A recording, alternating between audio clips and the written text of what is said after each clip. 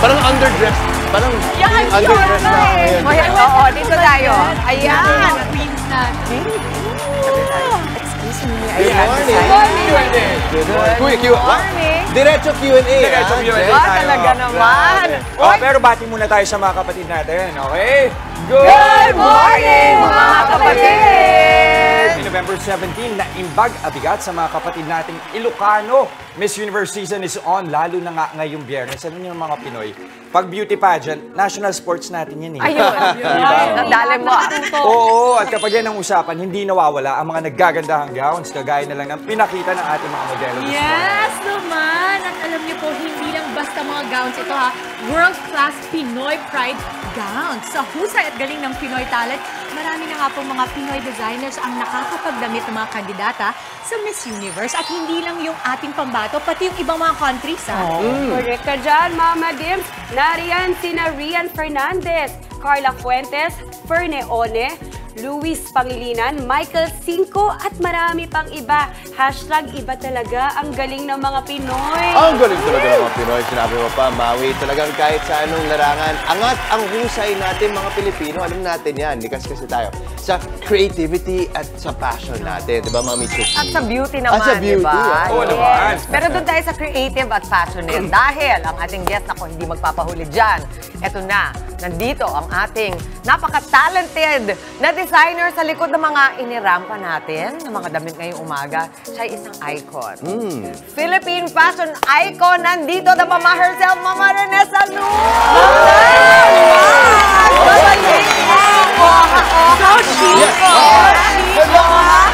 So chic naman. Feeling ko bagets ako, ha? Ay, bagets! Ito ang pinaka-bagets. Sobra. Ito na naman. Ito, our season is here, Mama. Oo nga, alam mo, how many years ago? Ay, wag na. Hindi sila mamaniwala. Baby pa tayo, no? Oo nga. Diba? Hindi, pero syempre, pag ito na, pag dumadating na Miss Universe, tinatawagan ng lahat si Mama Oo Rene. nga, kanina alam mo, kay Alchico ako. Talaga, maagang inyong gising, ha? Oo, Okay. kaya tinupuro eyebags pa. Ayun. Naku, hindi naman fresh na halata. fresh pa rin. Mama, ako talaga very curious ako, no? Para sa'yo, what makes a gown great? Kasi, di ba, ano yan, kasama yan talaga sa ipapanalo mo naman. Siyempre. Mag-queen ka. Kasi, Oo. depende, ano pa klaseng gown ang tinatanong mo? Wedding gown ba? Beauty contest? Oh, beauty gown? contest. Beauty contest. Okay. Alam mo, ang designer, kapag gumawa ng isang design para sa isang candidate, hindi mo iisipin yung gown, iisipin mo yung babae. Kung anong babagay na gown sa babae. Katulad na suot mo ngayon. Yes. Look! Cute. Diba? Cute. Oo. So, ganon. Kasi, ang iba kasi, ng mga designers, nakikarried away ng kanilang mga emosyon, ng kanilang mga talent. Kaya tuloy, yung babae, nagiging fashion victim. Tama, Mama Rene. Yung pala yun. Oy! Ayun. Mama Rene, saan po ba kayo humuhugot ng inspirasyon sa pagbubuo nyo ng mga masterpieces? Sa mga lalaki. Ay, yun! Yun! Yun naman pala. Yun pala yun, inspiration. Okay. Yun na Honesty dapat. is the best. Policy! Diba? Hindi ko in-expect yun. Siyempre, kasi pinanganak na ata ako na may hinuhugutan. So, ang inspirasyon ko, depende rin sa aking dadamitan. Kung kasi ganda ba naman ninyo, talagang ako hindi gagawa ng magandang gown. Paano ba, ano ba yan? May mga storya ba yan? May mga ganun ba na parang makikita? Iunahin nyo, titignan nyo muna yung model. Tsaka kayo magka-create. Yes. Okay, oo. okay. Tapos then saka, ako gagana yung utak ko. Saka syempre, ang number one sa akin kasi magandang gown ha. We're talking about magandang gown. Maganda ang fitting, maganda ang telang ginamit, at higit sa lahat, may budget. May budget. Pero pag ganyan bang beauty pageant, Mama Rene, anong mas mahalaga? Yung itsura ng gown o yung pagdadala ng kandidata? Pareho yun. Dapat ano yun. Hand in hand. Hand in hand talaga yun. And Pero I syempre, ang pagdadala is very, very important. Mama, di ba ngayon napapansin ko, kasi ako sobrang fanatic ako, makikita mo na the color also matters. Yes. Di ba? Sa- Parang sa damit, Yes. sa skin tone ng Aha. babae, di ba? Yes. Siyempre, pagka nag-isip ka ng bagay sa babae, number 1, i-consider mo yung personality ng babae. Number 2, yung skin tone niya. So, from the skin tone, malalaman mo kung anong klase ng color ang babagay sa kanya. But tandaan nyo, in a beauty contest, kinakailangan laging buhay ang kulay. Kasi you will be with the rest of the girls na ang gaganda ng gowns, lahat ng kulay nandyan. Pero kinakailangan malayo pa, ayun, siya. Ang ganda ng kulay ng gown And niya. nabanggit na ni Mama Rene, pag-usapan na natin yung gown ni Michelle D. Yung gown ni Michelle D. Oo. Actually, tatanungin ko sana. Ano Ayun yung bagay kay, talaga. parang yung bagay kay Dimps na gown. Ayun. Tsaka kulay. Oo. Gusto ko malaman Anong muna. color sa akin? Gusto ko ito. Di ba, no, Rose? Perfect. For love. Oo. Ay, in love? Always. At saka may pamay. May pamay. Hindi ba lang pag microphone yan o Facebook? Hindi ko alam. Sige, So, sige. mama kay Michelle, di ba? Kasi you discovered Miss Melanie. Ah, yes. Si Melanie Marquez, siya yung... Well, masasabi ko na isa sa mga big harvest ko sa beauty contest. At Muse. saka, siya sa mga nakatulong sa aking career. Dahil nung araw, as a fashion designer noon, na nag-uumpisa, wala naman akong puhunan para sa mga publicists. So the best way para ma-publicize ka or makilala ka ng tao is through beauty contest. And during those days, pagka nanalo ka sa ganda beauty niya, contest, ang television kasi noon, dadalawa 7 at 2 pa lang So, inaabangan talaga ng tao yan pag nakita na ang damit mo sa fashion Ayan, shop. itong tinitingnan nila na damit. Ah, Ang yan. kwento This is the niya. one. Ano yan? Hindi aking damit yan. Okay. Kay Michelle Hindi, yan. pag-usapan natin. Oo. Sige, let's see. Ayan, Ano masasabi ayan, niyo? nasuot ni Michelle. Oo. Well, as a designer, hindi naman ako pwede mag-comment. Kayo Hindi po, naman. hindi. Ba't kayo Ayan, yung kay Yan, Melanie. Ayan, tatahin ko yan. Hindi, kasi Tatahin ko parang yan. homage Oo. to your ano Well, eh. then, homage ba? Oh, ang bakit? Same talaga flattered. kay Kuya. I love it. Pati yung Yung kulay. kay Melanie lang, parang silang green. Yeah. Yung kay kanya, emerald green. At mas shiny. Tapos itong kay, bottle green. Kasi kuha niya yung skin tone ng mami niya, si Michelle, di ba? Exactly. Pareho tama sila yung magkakulay. kulay. Oo. Correct. Ayan. Ay, at Yeah. mo naman yung gown Oo. na yan. Oo, Mama, ano I yan? would wear Oh, di ba that gown memories? today. Ganito I would wear yun. that gown today. Noong araw, hindi pa masyadong uso yung mga serpentina na ganyan. Yung bang sikip dito, Yes, tapos yun biglang ba? ganyan. Modesty aside, I started it. Yun. Naging Mama, usok pagkatapos is it tulle? niya. That's Yeah, tulle? the down part is tulle. Pero ito fully beaded. That time hindi pa ready-made ang mga sequins na tela. Kinakamay pa yung isa-isa. Oh, wow. And Effort. ano yan, painstakingly done. How long? Yun. Gaano katagal? Gano'ng katagal yung ginawa tong gown ni Miss Melanie? Well, siguro itong isang gown na ganito, mga 1 month. Kasi nga doon that time, So ano yun beautiful. kinakamay ang mga beadwork that time. At saka, Mama, you would know that it is from a Philippine icon like yourself because... Icon ba? up until- Talagang icon? Yes. Mama, up until today, I would wear this. This is a beauty. Timeless, di ba? Timeless. This As is a matter of fact, Timeless. marami nagsusuot ng ganyan. Oo. Nung Ay, yeah, teka, nung wedding pitinin ko- muna natin. Kasi feeling ko, babalik at babalik pa mamaya si Mama Rene. Marami pa Wala. tayong pag-uusapan. Kala ko hanggang next week pa ako dito. Nakakatingin ka. Sa ngayon, maraming salamat muna Mama Rene sa mga kapatid natin. Tara na, salubungin na natin ang araw ng may ngiti at pag-asa. Ako po si Jess De Los Santos. The world is your runway, mga kapatid. Kaya naman po, in full confidence, ibida ang inyong ganda at kabutihan ng puso. Keep smiling. Ako po, si Dimple Samara. Be extra inspired at extra motivated, kapatid. Kaunting push na lang naman weekend na, kaya i-look forward na ang pahinga at bonding sa pamilya. Excited ako dyan. Ako po, si Maui David. Woo! Happy weekend! At para mas maraming energy, di ba? Mag-almusal at magkape na. At samahan na ang inyong paboritong morning kasalo. Ako po si Justin Quirino. Yay! Nakawanan na ang ating Dimple. Paalala lang, mauna sa ating mga balita sa Frontline sa umaga, mga mainit na update sa ilang pangyayari sa loob at labas ng bansa. Ako po si Chiki Roa Puno. Kaya naman, ang masayang bati namin sa inyo, mga ate, kuya, nanay, tatay, lolo at lola. Good morning, kapatid! Okay, sinimulan na natin mga gagandang modelo, si Mama Rene. Pero tuloy-tuloy lang ang Miss Universe fever. Tama, Jocelyn? Of course, kasama pa rin ang beauty queen, maker at fashion icon na si Mama Rene Salud. Of course, pag-uusapan natin ang pagkakaiba ng beauty queens noon at beauty queens ngayon. Ay, intriga! Mamaya. Ihanda nyo na. Handa nyo na yung ready ready ka. mamaya. Sunod naman po ng performance ng ating pambatong si Michelle D sa Miss You, hihimayin natin kasama ang isa pang pageant analyst. Gaano nga ba kalaki ang ating chance for the crown ngayong taong ito? At para naman mas ma-feel natin ang pagiging beauty queen, lalo na sa ating mga mommy, may makeup tutorial tayo mamaya ha, kasama ang makeup artist to the queen, si Nick Soriano ng Nick's Institute of Beauty. Nandito siya ngayon. Yay! At eto isa pang feel na feel na ang Pasko. Dahil mamaya ipalalabas na ang kapatid Christmas Station ID na punong-puno naman talaga ng Yes! Oh, di ba? Mamaya abangan natin yan. Pero balita muna tayo sa umaksyong balita sa Frontline sa umaga. Pagbabalik sa bus marshals, pinag-aaralan na ng PNP matapos po ang insidente ng pamamaril sa bus sa Nueva Ecija. At update naman sa APEC Summit sa Amerika, Pangulong Bongbong Marcos nakatakdang makipagpulong ngayong araw kay Chinese President Xi Jinping. At sa Miss Universe 2023, ating pambatong si Michelle D, formal nang ginawaran ng award para sa kanyang Voice for Change campaign. Tuloy-tuloy lang ang pagtutok mga kapatid. Magbabalik ang inyong paboritong kasalo sa umaga. Good morning, kapatid!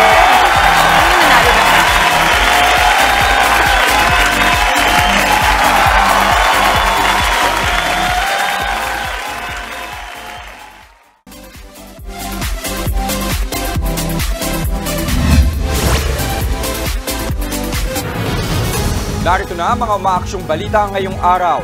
Ihahatid namin mula mismo sa Frontline sa umaga. Lalaki ng halay sa 14 anyos na dalagita sa Laguna, arestado. Sospek iginiit na karelasyon niya ang biktima. Estudyante sa Tugigaraw na binarilang babae ng busted umano sa kanya, pinayagan ng korte na magpiyansa. Pangulong Bongbong Marcos makikipagpulong kay Chinese President Xi Jinping sa sideline ng APEC Summit sa Amerika. Pagpapahupa ng tensyon sa West Philippine Sea, gustong talakayin ni PBBM. Ikawalong batch ng mga Pilipino mula Israel ngayong araw darating sa Pilipinas. Chocomucho Flying Titans at Signal HD Spikers tuloy ang winning streak sa PBL All-Filipino Conference. At pambato nating si Michelle D, pasok sa top 10 silver finalists sa Voice for Change competition ng Miss Universe.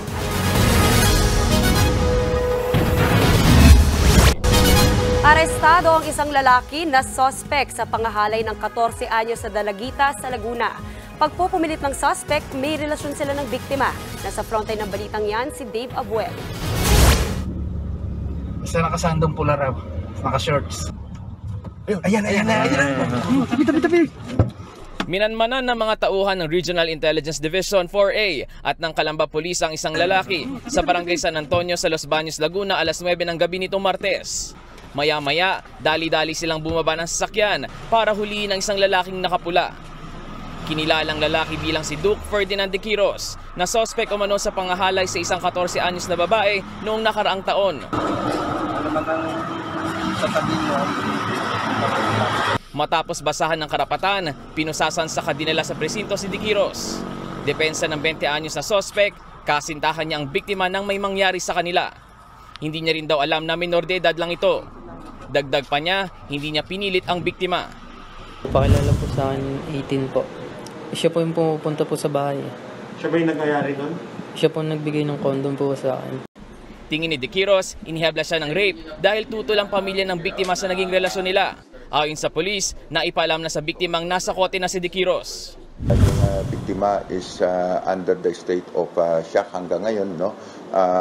Malungkot pa rin itong biktima. So andun na rin yung pasasalamat niya, pero nangingibabaw pa rin yung sama ng loob kung bakit ginawa sa kanya yun. Ayon sa otoridad, inaktuhan nila ang isang tip na nasa Los Baños ang sospek. Nakakulong na ngayon sa Calamba City Police Station sa Diquiros at kakaharapin ang kasong rape laban sa kanya. Nagbabalita mula sa Frontline, Dave Abuel, News 5. Sa Cavite naman, nahuli rin ang isang lalaki na mahigit 2 taon ng pinaghahanap ng mga otoridad. Ang suspect nakapatay kasi ng pulis matapos manlaban noon sa buy-bust operation. Nagbabalik si Dave Abuel. November 7 ang salakayin ng mga miyembro ng Regional Intelligence Division 4A at Bacoor City Police. Ang bahay na ito sa Barangay Molino 4 sa Bacoor City, Cavite. Hindi na nakaporma ang target na operasyon na si Marlon Pasha, 42 anyos. Siya ang sinasabing suspect sa pamamaril kay Police Staff Sergeant Carl Marty Manzanilla sa isinagawang buy-bust operation sa Dasmariñas, Cavite noong September 2021. Pinaputukan nila yung pulis natin para lang hindi sila mahuli. Unfortunately nga, itong si Staff Sergeant Manzanilla during the operation is natamaan. Nalaman natin na 2 klase yung baril na ginamit dito sa pagpaslang kay Staff Sergeant Manzanilla. Nagpalipat-lipat daw muna ng hideout ang suspect hanggang sa corner sa Bacoor. Pero bukod kay Marlon, pinaghahanap din ng mga otoridad ang anak niyang si Jomari Pasha. Siya talagang subject ng buy-bust noong 2021 at kasama sa bumaril sa pulis. Pagkasabi nga ng witness ay isa din yun sa bumaril. Pinasikip na namin yung ginagalawan niya. And then hopefully baka bukas o sa ibang araw, malalaman niyo kung susuko ito. Todo tanggi naman si Marlon sa paratang. Sir, sinasabi niyo na hindi po kayo at hindi rin anak ninyo yung namaril din sa police. Hindi ko rin talaga alam, sir. Kasi tumakbo nga ako. Nagulat kami, nagkaputukan na. Hindi rin daw niya alam kung saan nagtatago ngayon ang anak. Sir, ang anak niyo po ay nasaan ngayon? Yun po, sinasabi nga po sa misis ko, pag nalaman niya kung nasaan, nakipagtulungan na lang sa kanya, sir. Tumawag na lang ako saan ng Bacoor. Nagtatago po ba yung anak niyo? Hindi ko po nga po alam, sir eh. Tinatanong ko nga sa misis ko kung... Kailan kayo huling nagkausap? Nung ano pa po yun, mga 4 na linggo na. 4 na linggo na nakakaraan. Nakakulong na ngayon sa Bacoor City Jail si Marlon na maharap sa kasong murder. Patuloy naman ang paghahanap kay Jomari na may patong sa ulo na 100,000 pesos at maharap din sa reklamong murder. Nagbabalita mula sa Frontline, Dave Abuel, News 5. Nakalaya na ang estudyanteng nanakit at bumaril sa babaeng nang busted umano sa kanya sa Tugigaraw, Cagayan. Sa bisa ng release order ng Regional Trial Court Branch 5 ng Tugigaraw, Martes nang makalabas ng kulungan si Christian Rafael Ramos. Nagbayad siya ng mahigit 200,000 pesos na piyansa para sa kasong frustrated murder, habang 36,000 pesos naman para sa paglabag sa gun ban. November 13 nang barilin ni Ramos ang babaeng nililigawan umano niya sa parking lot ng St. Paul University, Philippines. Patuloy namang nagpapagaling ang biktima. May ikipagpulong si Pangulong Bongbong Marcos kay Chinese President Xi Jinping sa sidelines ng APEC Summit sa San Francisco, California. Balak na dalawa na talakayin kung paano pahuhupain ang tensyon sa West Philippine Sea. Nasa frontline ng balitang yan, si Maricel Halili. Matapos personal na makausap ni Pangulong Bongbong Marcos si US Vice President Kamala Harris kahapon, si Chinese President Xi Jinping naman ang makakasama niya sa isang meeting. Ito ay sa sideline ng APEC Summit dito sa San Francisco. Sabi ni Pangulong Marcos, ang misyon ng Pilipinas ay isulong ang kapayapaan. Kasunod ito ng mga sunod-sunod na harassment ng China sa mga isinagawang resupply mission ng Pilipinas sa Ayungin Shoal. And now that's what I see the mission of the Philippines, the Philippine Coast Guard, the Philippine military, our fishermen, all of us. Is our basic fundamental mission here is to maintain the peace. Hahanap daw ng paraan ng Pangulo na pakalmahin ang tumitinding tensyon sa West Philippine Sea. Again, we will get the view of the Chinese president on what we can do to bring down the temperature, to not escalate the situation in the West Philippine Sea. Ito ay para mas maging malinaw daw ang posisyon ng Pilipinas sa West Philippine Sea. And we will put all of these together so as we'll be able to strategize for the near future on what the Philippines' role will be, or what is the proper Philippines' role in the West Philippine Sea. Bago ang pulong kay President Xi, nagkaroon ng pull-aside meeting si PBBM kay VP Kamala kung saan sumentro rin ang usapan sa West Philippine Sea. He was very interested to know what our assessment was on the situation in the West Philippine Sea. And I just went through the narrative of what had happened in the past few months. And we tried to discuss some of the ways forward.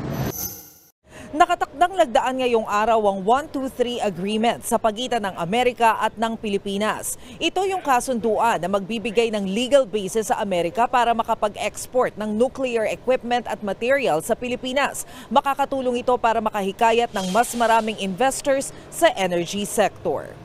Mula rito sa San Francisco, California, nagbabalita mula sa Frontline, Maricel Halili, News 5. Binueltahan ni dating Senador Laila de Lima ang panibagong patutsada sa kanya ni former President Rodrigo Duterte. Giit ni de Lima, wala siyang kasalanan at hindi siya ang makukulong. Nasa frontline ng balitang yan, si Jenny Dongon. Ako na lang sana na dito nga naghihirimi ang mga aking Bumuhos ang emosyon sa muling pagkikita ni dating Senadora Laila de Lima at kaibigan niyang si former Vice President Leni Robredo. Tuwang-tuwa at mahigpit nilang niyakap ang isa't isa. Halos 1 oras din sila nagkwentuhan habang nanananghalian. Masayang-masaya ako na kahit napakatagal ng hustisya nangyari din, alam natin na mahabang panahon yung isinakripisyo, maraming nawala na hindi na mababalik. Pero finally nakalabas na siya. Sabi pa ni Robredo, wala raw muna silang pinag-usapang politika. She deserves na bigyan muna ng panahon na yung personal affairs niya, ayusin niya. Bago pa man isipin yung mga next steps for the opposition or next steps for the party, mahabang panahon yung ika-catch up niya para sa sarili niya. Bukod kay Robredo, binisita rin ni Atty. Laila ang puntod ng kanyang amang si Commission on Elections Commissioner Vicente de Lima. Sa isang programa sa SMNI, nagsalita na si dating Pangulong Rodrigo Duterte kaugnay sa pansamantalang paglaya ni de Lima. Pero tikom ang kanyang bibig sa naging desisyon ng korte na payagang magpiyansa ang dating senadora. I would not want to question the wisdom of the court in granting sa judge yan. So I will not discuss. Nagpatutsada naman si Duterte sa pahayag ni de Lima na balak niyang tulungan ang ICC sa investigasyon sa war on drugs ng nakaraang administrasyon. Magsama-sama na kayo ng ICC, Iha. Buwelta naman siya ng dating senadora. Ano kayang kasalanan ko? Did I commit any crime against humanity? Wala. So ano magiging basihan? Siya lang ang makukulong. Mananatili ng ilang araw sa de Lima sa Camarines Sur bago bumalik sa Maynila para asikasuhin ang mga kasong isasampa niya laban kay Duterte. Nagbabalita mula sa Frontline, Jenny Dongon, News 5. Ngayong araw darating ang ika-8 batch ng mga Pilipino mula Israel. Ayon sa Department of Migrant Workers, kabilang sa bagong batch ng mga uuwing OFW, ang 8 hotel worker, 24 na caregiver at 1 sanggol. Inaasahang lalapag sila sa NAIA mamayang hapon. Sa kabuuan, aabot na sa mahigit 250 Pilipino na ang na-repatriate mula sa Israel. Sa kabila nito, kinumpirma ng DMW na may ilang OFW pa rin na piniling manatili sa Israel sa kabila ng matinding tensyon doon.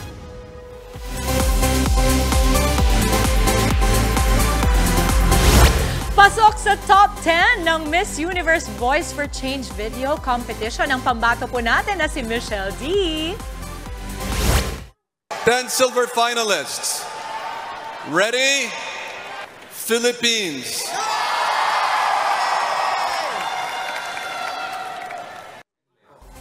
Bukod kay Michelle, pasok din sa 10 silver finalists si Miss Angola, Brazil, Chile, Lebanon, Puerto Rico, Singapore, South Africa, Ukraine at Zimbabwe. Layon po ng Voice for Change competition na i-highlight ang advocacies ng Miss Universe candidates.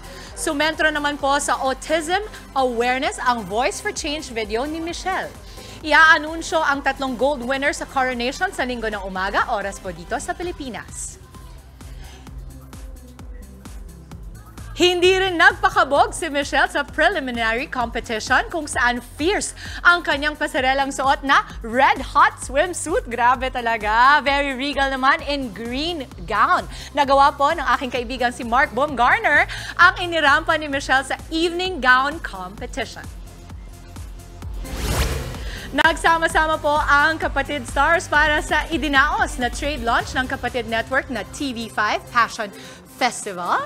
Ipinasilip din po dyan ang mga shows na dapat abangan sa kapatid network sa susunod na taon. Nasa frontline ng balitang yan si MJ Marfori.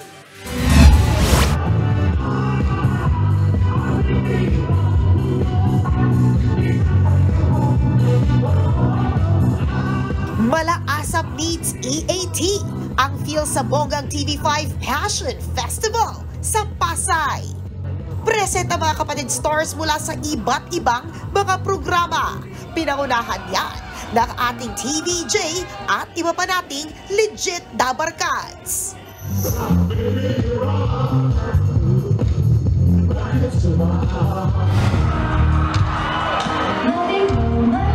Isa sa mga pinakatinilian ay ang paglabas ng Can't Buy Me Love couple na sina Donnie Pangilinan at Bel Mariano o Don Bell.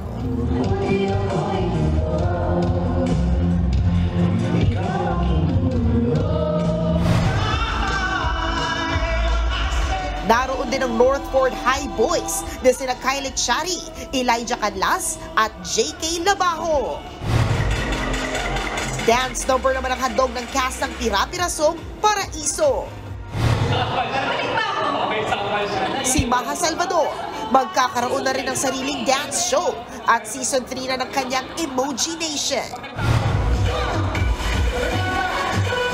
Speaking of bagong season, papasok na sa Book 2 ang isa pang hapon champion show na nag-aapoy na damdamin nina Jane Oineza. Nakisaya rin sa event ang ilang bahagi ng News 5 tulad ni News 5 Chief Lucy Cruz Valdez, pati na rin ang ilan pang anchors ng Good Morning Kapatid, Frontline Pilipinas, Frontline Pilipinas Weekend at Frontline Tonight. Bukod sa mga hit shows natin, dapat abangan ang iba pang handog ng Kapatid Network next year. Tulad na lang ng pagbabalik telebisyon ni Richard Gomez sa Goma at Home, School Buko New School ni na Bossing Vic at programa na gagawin ng Pamilya Mulak. Tuloy-tuloy na ang paglakas pa ng Kapatid Network. Kaya naman, thankful si TV5 President and CEO Guido Zabaliero sa lahat ng partners ng network sa patuloy nilang pagsuporta. It will keep the flame of our passion ablaze year after year. And we promise to bring you more quality programming, even to more fruitful partnerships, and reach more kapatids and kapamilyas and dabarkads all around the country. Nagbabalita mula sa Frontline, MJ Marfori, News 5.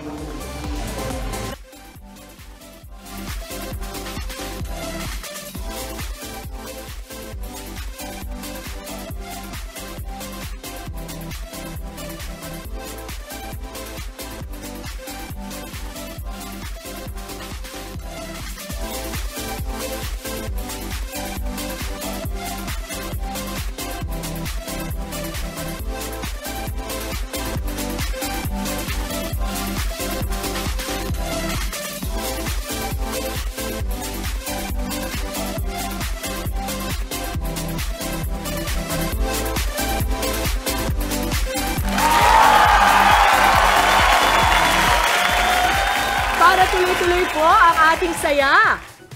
Ihanda na ang inyong mga kamera. Sali na po sa ating kagumok. Ako, selfie contest. Simple lamang po ang mechanics natin dyan. Tutok lang sa inyong paboritong Good Morning Kapatid, that's us. At pabonggahan lamang po ng selfie habang nanonood ng ating programa. I-PM po, private message lang yan sa aming official Facebook page, that's Good Morning Kapatid. Mas pangmalakas ang selfie, mas wagi ang mapipili po namin Selfie King or Selfie Queen of the Day.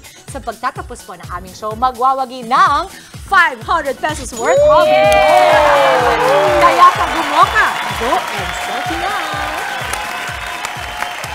Sa mga full-time working moms naman po dyan, hello, kaway-kaway. I'm sure guilty kayo sa pagpapagamit ng gadget sa inyong mga anak. Nako, para naman kahit papano ay makatulong po na malibang sila. Diba? Pinapabayaan natin, binibigay natin. Pero hanggang gaano katagal nga ba dapat ang screen time para healthy lang para sa kanila ito? Ito, panoorin po natin.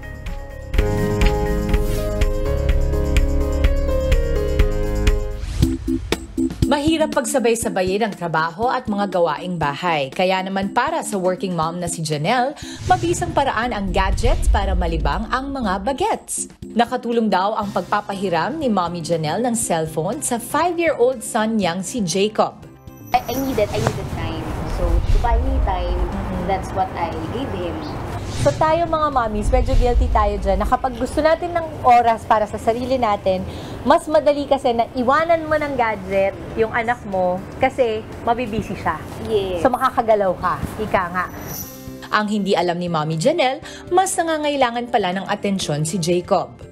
Na-diagnose siya kasi simula noong 2021 ng speech delay and then global developmental delay, back to speech delay. Sa una lang pala nakatulong ang gadgets dahil habang tumatagal ay napansin na rin ni Mommy Janelle ang hindi magandang epekto nito kay Jacob. Kinailangan namin ng therapy. Si Jacob mas naging totok sa gadget, mas naging addict. Hindi niya alam paano magre-respond kapag totoong tao na yung pinapanood o pinapakinggan niya. Hirap na kaming tanggalin yung gadget or screen time sa kanya. Kaya naman para matutunan ni Jacob na bumitaw sa gadgets, ilan sa mga naisip na paraan ni Mommy Janelle ang developmental activities. Tell me more about it. So we use that to identify basic words like bus, owl, milk. Kalaunan, nakita raw ni Mommy Janelle ang malaking pagbabago sa kanyang anak. So mas nakakatulong na siya in terms of household chores, mas alam niya na kung ano yung mga laruan na gusto niyang laruin. And as a working mom, marami ding natutunan si Mommy Janelle na gusto niyang i-share sa ibang mommies. Mahirap kasing mag-say no sa mga anak natin eh. Kaya ang pinaka-advice ko, itago ang gadget at hindi makita ng bata. Nang sa gayon, wala siyang makukuha, wala siyang gagamitin. According to the American Academy of Pediatrics, kapag less than 1 years old po talaga yung bata ay hindi po dapat nagpapa-screen time.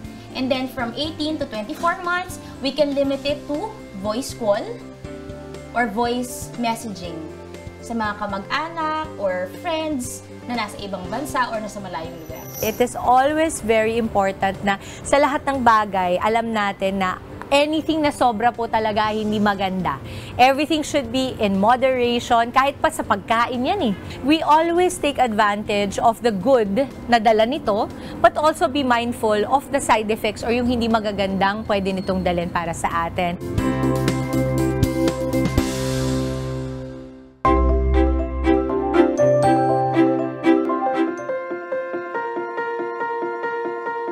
Magandang araw sa lahat. Muli nagbabalik ang Dimiri Foundation Oplan Hatid Pag-ibig. At ngayon, naririto po tayo sa Puerto Princesa, Palawan upang maghatid ng regalo, ng pagmamahal at ng biyaya sa ating mga minamahal na senior citizen. Samahan niyo po kami dito sa Barangay Bakungan. Lubos po ako nagpapasalamat sa Dimiri Foundation dahil out of 66 barangays ng Puerto Princesa, kami po ang napili na puntahan ng foundation na ito. Oplan Hatid Pag-ibig, kahit malayo man sila, abot pa rin sila. Walang imposible sa Panginoon, may pag-asa. Despite ng circumstances na pinagdadaanan natin, despite ng pagsubok, despite of pandemic, nandiyan dyan ang Diyos.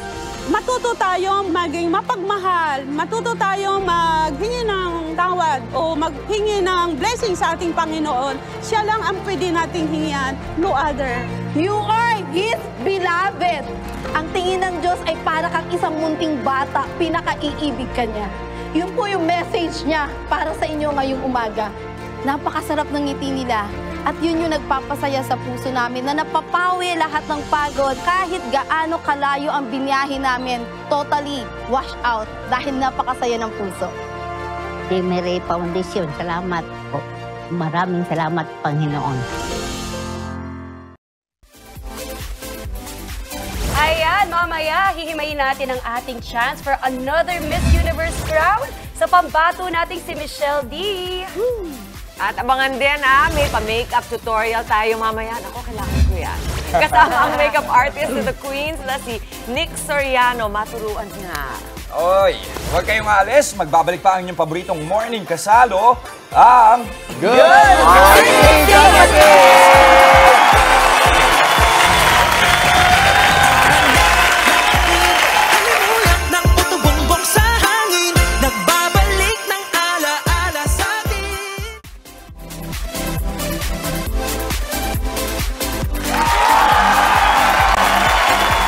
Nagbabalik po ang Good Morning Kapatid. Kapag usapang ganda, must-have sa nga po ang maraming makeup. Daw, alam mo, ako totoo yun na kapag gusto mong ma-enhance. Kasi ang makeup naman pampa-enhance, ma'am. Okay. Tsaka may iba-ibang klaseng makeup naman, di ba?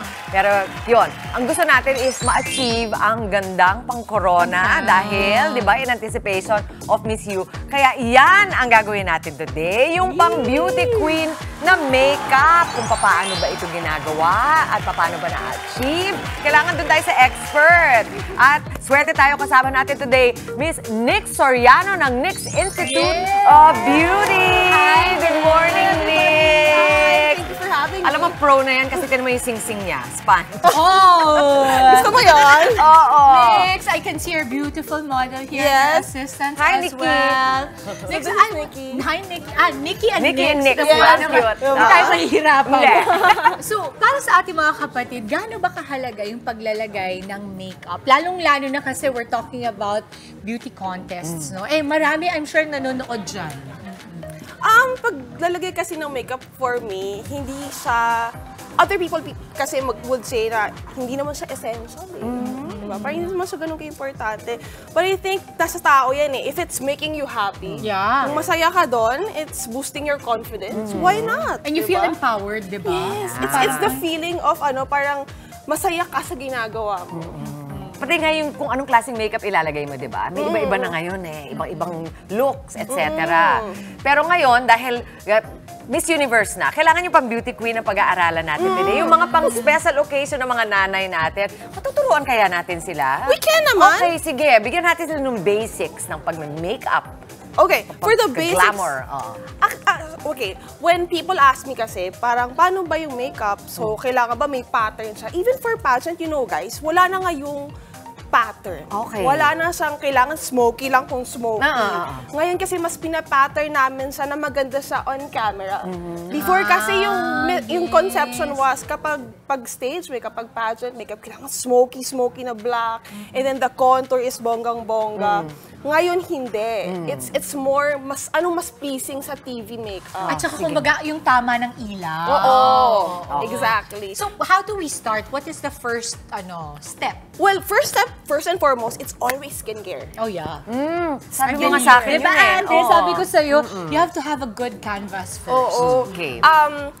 Pag sinisip mo kasi pag makeup, automatic yung foundation kagad. It's always skincare. Kasi when the skin itself is rejecting the makeup, kahit gaano pa kaganda yung makeup nyo, hindi siya kakapit ng maayos. Can we also point out, di ba na meron yung parang acidic ka? Minsan iniisip mo bakit nag-gray yung So you have to know your skin type, ate. Sometimes a particular product will make you look parang nag-gray siya. You have to change it. Diba? In terms of being acidic kasi, pag acidic ka, yung foundation mo it will oxidize. Ayun. Alam mo, kailangan magkukwentuhan tayo habang gumagawa. Okay. Kaya natin yan, di ba? Sige, kaya natin yan. Tayo ay multitask. Kaya natin to. Halika, sige. So, yung simula. So, we do the skincare. After the skincare, actually ngayon, Nikki has already had her base na. So, as soon as we're done with the skincare, pinapadikit ko kasi muna yung skincare. Okay. So, pag na-absorb Ilang minutes na yun? Ideally, mga siguro 5 minutes lang. Okay.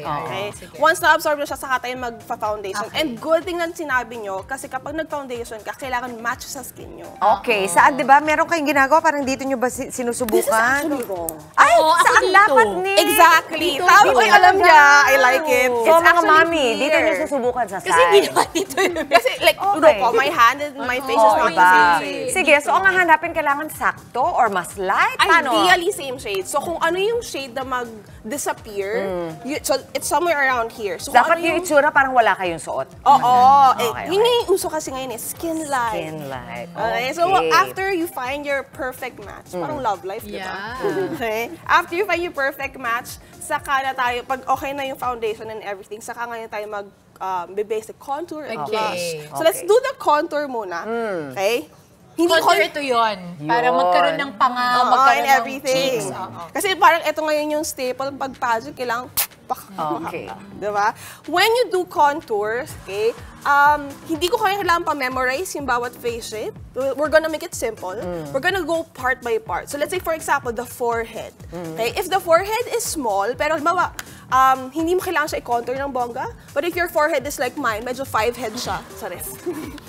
I have to go from here until halfway, pababa. Okay. So in terms of kay Nikki naman, hindi naman sobrang laki ng forehead niya. So, tip by the way, kailangan mag-start kayo sa hairline. Pababa. Okay. Sige, kasama yan. Kasi it's gonna look weird kapag ang puti nung hairline. That's right. Tapos bigla ka may contour. How many shades darker dapat ang contour na gamit mo dun sa foundation? So case-to-case basis, if this is for like a day event, like half shade darker to 1 shade darker. Kapag night event or let's say coronation night, okay? Actually, Nikki here is our Miss Taguig last season of Miss Universe. So kabatch si Michelle. Ayan. Sige, so dito. So galing dito. So tapos from sunod. here, we're gonna go down. Pababa dito daw. Okay. Yan. So for the cheek, this part, kapag yung face mo mapayat na, you're just gonna keep it at the hairline again. But if your face is medyo nalalaparan ka, you're gonna go halfway. Halfway. So kung papapayatin natin siya, igaganon natin siya. So mga hanggang around this part. Okay. Ganun pala. Kung Okay, baga sukatin yung mga mami. Yung contour kasi shading. Yes. So add shadows. So now, if your cheekbone naman, you wanna plump it up. So from the, side view ka, Nikki. So from the hairline again, ang hilig ko sa hairline, di ba? Kasi mas magmumukha siyang natural, guys. Magmumukha siyang shadow. So from here, we're gonna blend it. Ubusin natin halos dyan. So ang angle natin is from the top of the ear, going down the tip of the lip. Okay, at tip of the lip. Okay. Ayan. But we end at the corner of the eye. Okay, we have, ayan, ako perfect yung contour. We have time for one more thing. Gusto ko makita yung tamang paglagay ng lipstick kasi kung minsan yun lang, meron na rin tayong time. Lipstick, tapos magpo-promote tayo dahil kailangan si Nix, marami pa ituturo sa inyo. Lipstick. Okay. Lipstick, I like to lip line first. Okay. Okay. So Nikki has already had her lipstick, lip liner. Tip lang for everybody, when you're choosing your lipstick, pag pumipili ng kulay, kailangan pumili ka muna ng focal point. So kung mawa ang focal point mo mata, kailangan ng lips nude lang. So kung gusto mo naman, let's say, light lang yung eyes, yung lips mo, yun yung magiging focal natin. Pwede ka mag-red. Kumbaga, wag mong, wag lahat. Wag lahat. Oo. Doon tayo ngayon sa focal ang lips. Okay, so focal tayo ng lips. Let's do red lips on Nikki. I love it. I love red lips. Okay, so pag nag-red lips tayo, kailangan talaga naka-lip line siya. Good thing na lip line na namin to kanina. And one of the hardest to put, can I say? Red. Red. Kasi pa nagkamali ka dyan. Pero parang expert ka na nun, Mama. Ako? Yes, Parang dahil red. kay Daniela. Oo. Si Daniela Mondragon nakapulang lipstick, di ba? Tapos ganyan pala, dapat para nakabuka yung bibig mo ng konti. Nakasmile ng konti, para yung lines ate. Di ba, Nonix? Yung walang lines. See, and when you're using a brush, mas malinis siya, oh. Ano yung magandang brush? Patingin nga ng It's a very thin lip brush. Yan yung medyo matigas eh. Di ba? So, kita mo mas clean yung line ko. Okay. Ayan. So, sa ibabaw muna, tapos ayun ang ginagawa ni Nix. So, sa ibabaw, tapos sa ilalim, nung kalahati. Ano ko muna yung outline niya. At saka sa mga kapatid natin, make sure lang po wala kayong katsikahan.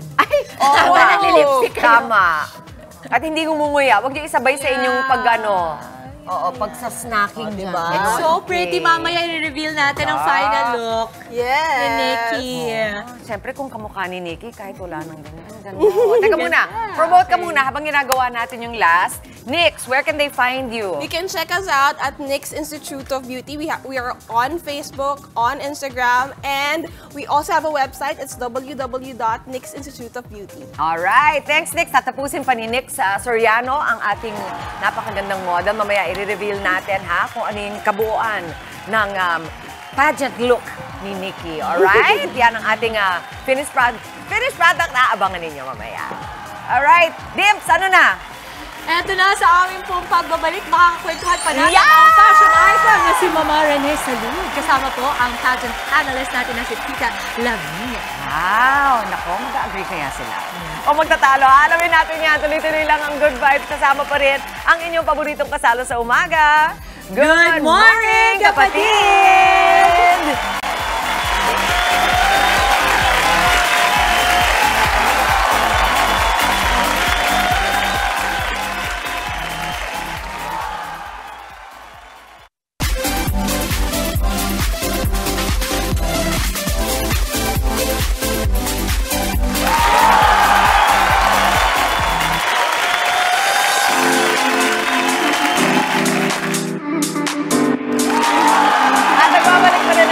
Kapatid, tuloy-tuloy lang tayo sa ating Miss You Fever. At yes, ngayon susubukan nating himayin ang ating chance para sa ikalimang Miss Universe crown.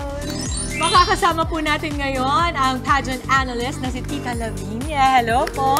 At nagbabalik syempre ang aming iconic guest for today. Iconic talaga. Mama Rene Salud. Good morning, mga kapatid. Good morning again. Good morning again. And thank you again for having me. Of course. Thank you. Hindi kami hindi sa ganyang ganda, ma. Ay, promise. Diba? Yes, yes. O, game. Umpisahan natin. Himayin natin ang preliminary performance ni Michelle D. Dun sa mga nakikita na natin pre-Sunday, pre-the main day. So far, what is your assessment, Miss Lee? Sa akin po, una-una marami pong salamat for inviting me. Dalawa lang po palagi ko sinasabi, flawless and faultless. And I say this because sinundan po namin ang Miss Universe journey ni Michelle. And most of the things na sinasabi namin is that she has to polish her pasarela. Everything else is okay na with her. She has the network, she has people behind her, she has everything with the styling. Pero yung pasarela, doon tayo medyo 50-50 noon. So nakita naman natin sa performance niya ngayon, it was fluid. Sabi nga nila medyo mabilis lang daw, but I think these are things na pwede nilang i-adjust come finals. Miss Tita, ako lang bang hindi may alam ng pasarela? I'm sorry. I was gonna ask kasi I'm sure marami sa mga kapatid natin. Ito ang salitang ugat na nagbubuhat sa pasyal. So rampa-rampa, it's the catwalk. Ayun, rampa. Rampa-rampa. Yes, Wala tayong pasarela. Mga Rene, Yeah. sa tingin mo, yun din ang kailangan niyang i-polish?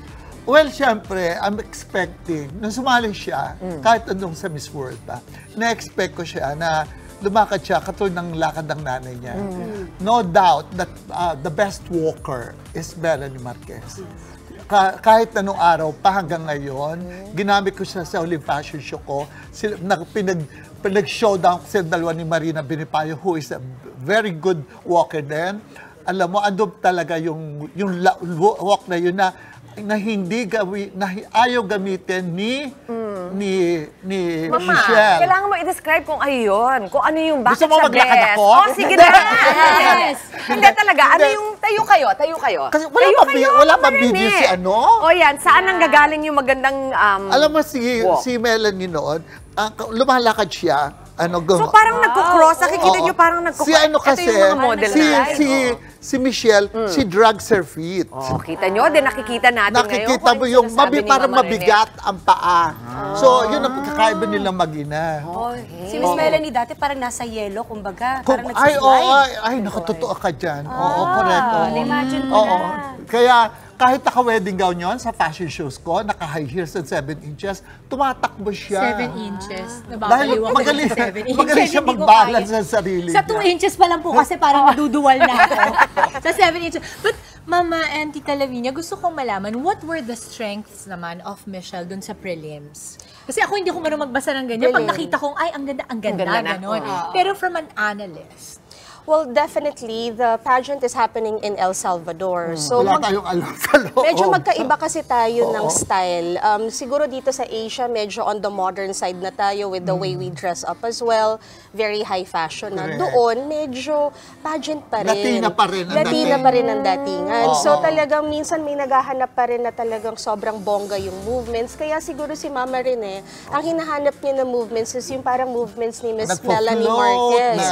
So that's why na iba tayo ngayon ng style with Michelle kasi medyo on the modern side na tayo. Ayaw na natin ng masyadong flashy.